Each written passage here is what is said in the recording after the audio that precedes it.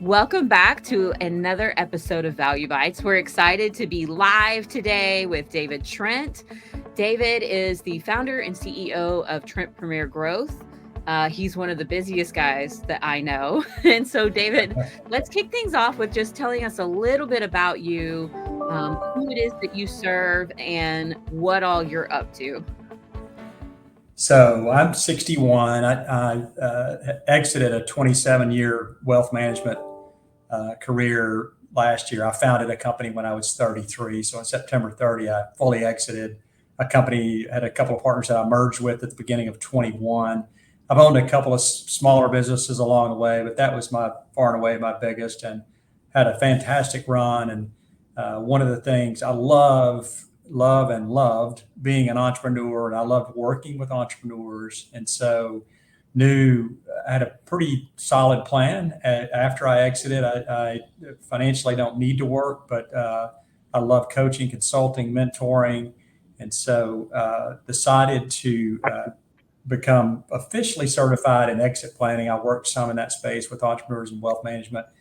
Also got certified in the operating system world, EOS and Pinnacle Business Guides are probably the organizations that people are familiar with. Also have a company. I've got multiple companies. Have a company that's called Absolute Capital that my son and I are working in the franchise space right now. We're going to open our first franchise, a concept called Laundro Lab in Grand Prairie outside of Dallas. And so excited about that. I'm partners in an M&A firm with have two partners in Dallas, so it can represent companies, lower middle market, and selling their companies. The big thing I'm excited about, and what we're going to talk about today, and my primary focus is CEO peer advisory councils, and I'm forming, as of now, two groups in Dallas and two in Little Rock, which will contain 12 CEO owners in each of those four groups. You know, my washing machine broke down for a couple of weeks. And while we were trying to figure out if we could fix it, if we had to replace it, I was really wishing that you had those laundromats open in my area because, man, that was an experience I haven't had since college, having to haul all the laundry in and get it washed. Yeah. It's exciting to Well, have so much I'm on amazed. the horizon. Yeah. There's a lot of laundromats out there. I didn't realize that there are that many until we got into space. So. Yeah. All right. Well, let's not talk about laundry. Let's circle back to LX Council and the peer advisory groups. I'm really excited about this. We've talked about the opportunities for the entrepreneurs in our area and the CEOs that need this support. And so, one thing that I know about you just from the time we've worked together is that you are someone who very much values collaboration, connecting with other people. I know that's a core value for you.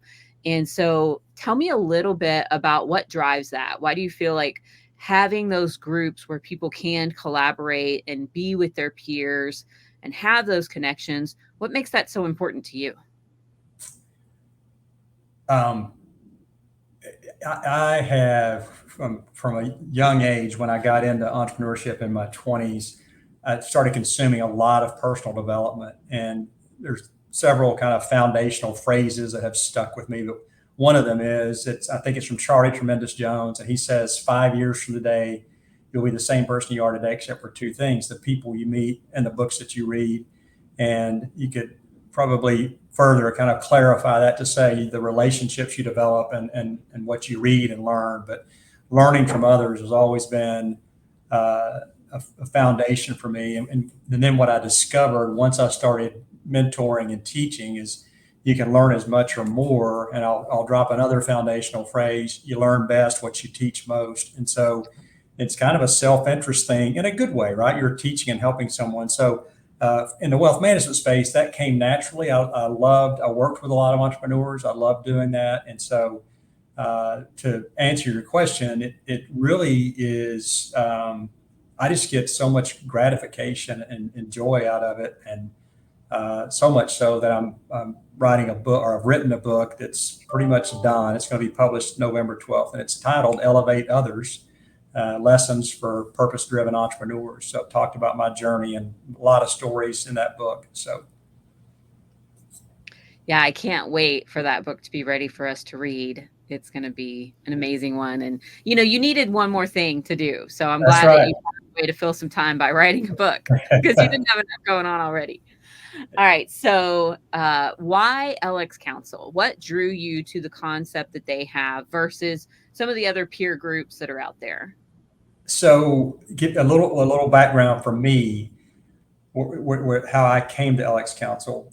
Great question. So, in 2017, I was a member of Vistage for 8 months, and I would imagine listeners are some are familiar with Vistage. It's fairly well known among entrepreneurs. It's an all-day meeting. There's typically anywhere from 10 to 16 CEO owners in the room. Um, and I did it for 8 months, and I liked the business owners in the room. A couple of things that weren't great for me. I didn't like the all-day meeting. I thought there was some inefficiency in it. I'm saying this. Let me step back and say Vistage is a great organization, and I have friends that have been in it for years and years. And I know people that chair those groups that do a fantastic job. So, but for me, it wasn't a great fit. And having said that, late last year, I looked into being a chair for Vistage. I looked into C12. I looked into Convene. There's several organizations, and really was excited about it, but I couldn't. None of those really fit with me for various reasons. In becoming a chair, they're all franchise concepts, which again is fine. I didn't really like the revenue share model, that kind of thing, and I'm getting off on a little bit of a bunny trail here, so I'll bring it back. So I'd pretty much given up. And late November, I was at Exit Planning Institute, the conference for certified exit planning advisors in South Florida late last year. And I met Tina Corner Stoltz. And Tina told me what she did. And I was so fascinated. So she's been in the peer advisory council space for 20 years. She formed LX Council in 2013. LX is the two letters LX, and it stands for Leadership Exchange. And so it's interesting. What resonated with me is she saw some of the same things in the peer advisory council group space that I saw. And so she has this fantastic model for me and for people that I'm recruiting to become members of my councils. It's a 4-hour monthly meeting versus an all-day meeting. She has a strategic partner concept, which I think is wonderful. So you recruit a strategic partner. More often than not, that is a community bank, but not always. Actually, 2 of my 4 first strategic partners are not community banks, which I can talk more about in a moment. But I just love the structure of it. It's for the same type of CEO, and I can talk more about kind of what's a good fit for these groups. But that's what led me into the space. And I feel so blessed that I had all but given up on it because I didn't want to try to reinvent the wheel and create something from scratch on my own.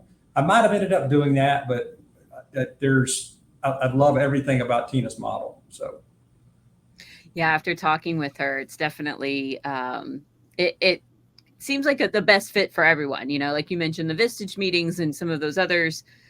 It's an all-day event, which is really hard for a lot of business owners to do. And you got that Parkinson's law. Things are going to expand to fit the yep, time you give them, and yep, so you can definitely make a full day feel productive, whether it's yeah. all productive or not. That's a great point on the Parkinson's law for sure. Yeah, I know. I experience that with my own life all the time. Yeah, yeah. So, what are some things that people can expect if they're joining a peer advisory council through LX Council? What are So some there's of a the highlights that they can look forward to?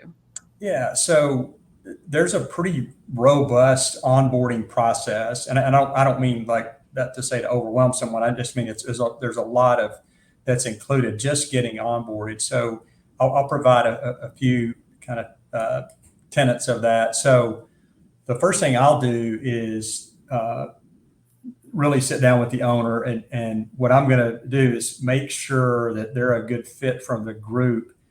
And there's a couple of primary things there. I want to make sure they're going to really benefit from being in this room with the other CEO owners. But at the same time, I really want them to be able to contribute, because you don't want a member in there that ends up being just a mentor. I mean, would be great if they wanted to do that, but that's not what this is about. Where they're so far above everybody else, they're really only contributing to the group and not getting value from it themselves. And again, they would probably get value just from teaching these concepts, but you want it to be a real collaboration and people being vulnerable and talking and sharing best practices. And I love the phrase, don't reinvent the wheel. So maybe you get in there and you're struggling with something and you find out, man, you're doing something that I think would really work in my business. And so that is part of the onboarding process. In addition, I personally, myself, I weave in an exit planning component. Not that my owners are all going to be ready to sell, but exit planning is something that needs to be done even if you're thinking of selling 15 years from now. So Mhm. I'll sit down with the owner. We'll go through some basic exercises. I would call it a kind of a skinny down exit planning study that I'll do with them, and come up with an actual valuation, what we think is a valuation of their business, and compare that to what would be best in class in their space. And so we can start, through the group and other things, have conversations about that. We do offer, the way I'm going to do if members of the group want coaching, again, I'm going off on a little bit of tangent here, but they want coaching, some of that I'll be able to do myself. But where I can't, I've got a whole stable of people that I know that are great coaches in all aspects of entrepreneurship and business. And so I envision probably more often than not utilizing those resources to connect my peer advisory council members to those people. So, we do a quarterly I will personally do a quarterly achievement session with each business owner.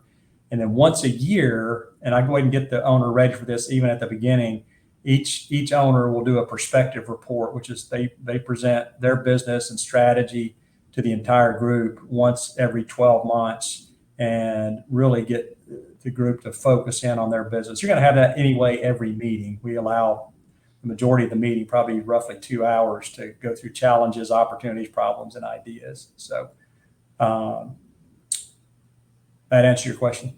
Yeah, no, I think that's great information. One thing that really stood out to me that I thought was attractive was that, you're not using the format of the first half of the day as someone coming in and giving a presentation, right? You're Right. not spending that time every month getting some sort of education, which I have no doubt that the organizations that do that bring in fantastic speakers and have vetted them, but being able to individually send the owners out to the coaches and consultants and the people that are going to help them with the actual problems that are most important to them Yeah. is so much more effective than how often have we gone and sat through some sort of educational thing. And maybe it's something that's really not on our radar. It's something we really shouldn't even be thinking about. But now all of a sudden we're inspired to go out and take on this new thing that Yeah. doesn't Well, even apply to what we're really supposed to be focusing on. And right. it's easy to get that shiny object syndrome sometimes when you've got a constant stream of new thoughts and education and ideas coming Yeah, in. that was one of the frustrations with Vistage that I was in. There were a lot of effective tools. It just didn't seem like they were they kind of came at random. And the other thing with speakers, I think of the 8 meetings I was in, maybe 1 or 2 really fit and resonated with me. And so with LX Council, we'll only have speakers. There'll be two different things. We'll only have an outside speaker come in if the entire group says, man, we want to have somebody come in and talk to us about this. Mm-hmm. And we'll do that. And that'll probably be at 30 minutes to maybe 45. The only other presentation speaker would be the strategic partner. We'll 4 times a year, so 4 of the 12 yearly meetings, will come in and present something for 30 minutes just on this community bank, just probably one aspect of the bank, each of those 4 meetings. And so it's really about the collaborative kind of vulnerability, helping each other work on their businesses once a month for that 4 hours. So you mentioned, wanting to really have the groups be true peers and kind of all in a similar place with their business and the experiences they have and the problems that they're facing. And so what is kind of that ideal picture of a participant in one of the councils that you're starting? So I would say minimum 3 years in business, with an exception. If it's an owner CEO that is, started, built, and sold two companies and starting a third one, we're going to make an exception on that one, right? And so, but 3 years in business, I would say 11 plus employees, and then probably 3 to 5 million plus in revenue. All of those are subject to evaluation. You may have somebody that doesn't hit the employee count necessarily, or maybe the revenue count, but is super sophisticated and can really contribute to the group. That's where, because of my career in wealth management and the mentoring I've done, formal and informal, I have a pretty cool discovery process that I go through before someone gets into a group. So I'm not trying just to the first, we limit it to 12 CEOs per group. It's not like the first 12 to sign up, we're going to sign up. I really ask probing questions to make sure it's going to be a great fit for both sides, for the group and for the potential member. What are some of the mindset things that you're looking for in a member? It may seem obvious, but eagerness to learn, willing to teach, mentor, just open-minded to new ideas, just dependable in terms of making sure you're able to make it to meetings. I would say you really need minimum 75% attendance, which would be 8 out of 12 meetings, but better if you could make 10 to 12, hopefully all of those meetings, because it's so critical to have everybody there. And just business acumen, looking at experience and where they are. That's where, a minimum 3 years in business. But there are people that, the group I'm forming in Little Rock, I've got a young man who's just started his company in February, but he's in the recruiting space and was essentially running his own practice for the last 12 years. And he was an entrepreneur, albeit getting a W-2 paycheck, but he had definitely built out his own practice. So it's really just kind of looking at things and making that decision on, can this person really contribute to the group? That's awesome. And what are you most excited about with getting these groups started? I know there's a lot of opportunity and potential to bring some cool people together. What gets you the most excited? Just light bulb moments and people, because of the group, making really impactful changes in their business. And it may be that they becoming a better leader, which trickles down to all of their people. From a standpoint of, I love the free enterprise system. And when you own a business, your objective should be for that business to have the maximum enterprise value that it can. And so getting with the owner, day one, and coming up with, hey, if you went to market today, and not saying you're ready to go to market, your business is worth, I'm going to throw a number out, $5 million. And we do some analysis and say, if you were best in class in your space, and not being condescending at all, but there's some things you could do. This could be a $10 million business. So you've got a value gap there of $5 million. And you can, I would say, a little bit of art and science on it, but you can then, over time, you can evaluate the impact of the group that it's had for you, changes you've made in your company because of things you've learned in your peer advisory council. And maybe 2 years later, we look at that valuation. Now you're a $7 million company, and you've been in a peer group that's costing you roughly $10,000 a year. Would you invest $20,000 for a $2 million increase in your enterprise value, right? And so I love the fact that you can actually make this a measurable. And that's why I say it's a little bit of art and science, but you can attribute changes to saying that because of this, it could be as simple as you've made your business less dependent on you. And because of that, you've increased your enterprise value. Maybe you had a customer concentration issue that you've taken care of and had some help from the group on that, and that increases your enterprise value. So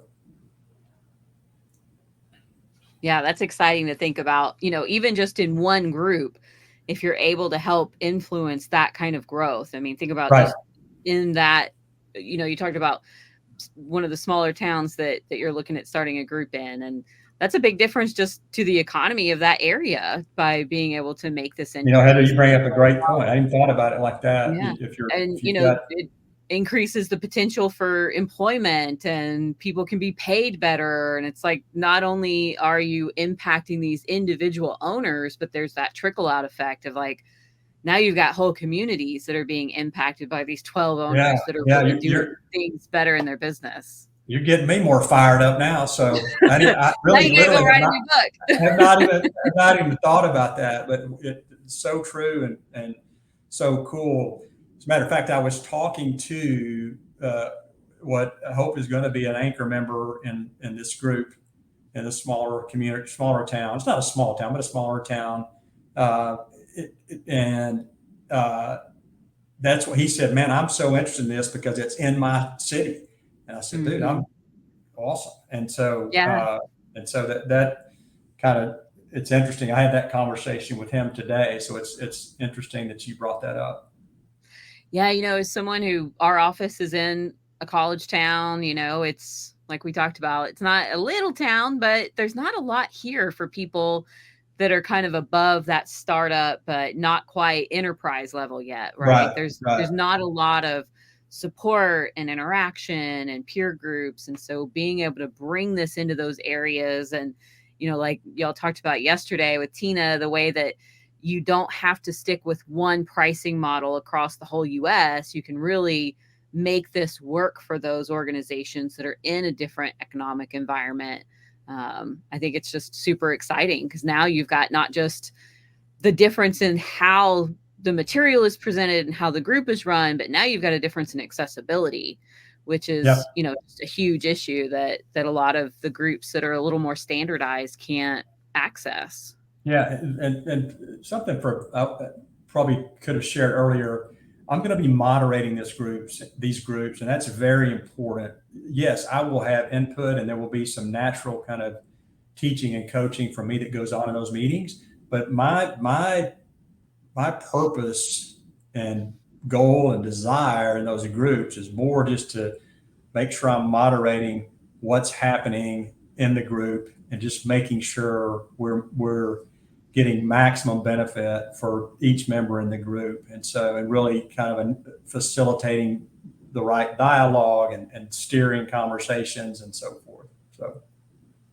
Yeah. And, with your experience and all the things you've done, I think that is just such a great fit to have someone like you at the helm that's making sure that it's the right people in each group and that you're staying on track and everybody's really helping support each other. So what in your past have you experienced? I don't know if you've been in a similar group or just with your relationships with other owners and CEOs. Do you have an example of how this kind of collaboration has really impacted you and your businesses? Yes, I early when I started my company, and I tell a story about this in my book. I call it "Don't reinvent the wheel." I didn't invent that phrase, but a lot of times what you're trying to accomplish, somebody else has done, and go find that person and learn from them, and then maybe execute everything you thought made sense from that and would fit into your plan. And so in starting my wealth management practice, I did that, and I continue to really rely on this guy. He was just a couple of years older than me, but he was probably 10 years ahead of me in terms of his wealth management practice and where he was. And so I looked at the way he ran his company, the way he was a leader. And so that's one example. The other example is from executing the entrepreneurial operating system in my business, EOS, started doing that in 2017 and talking to other owners and other wealth managers that were using that. It really wasn't that many in the wealth management space, but getting their feedbacks and what's this doing for you. And so I've always been really curious. And so that really helped me from just how I met with my team and got me to thinking about a big issue with me was owner dependence and observing other wealth managers and other business owners that had done a great job of just being super conscious of, man, is this something someone else can be doing? And I need to think about this almost in a chairman's role where I could step out of this business and it could run on its own.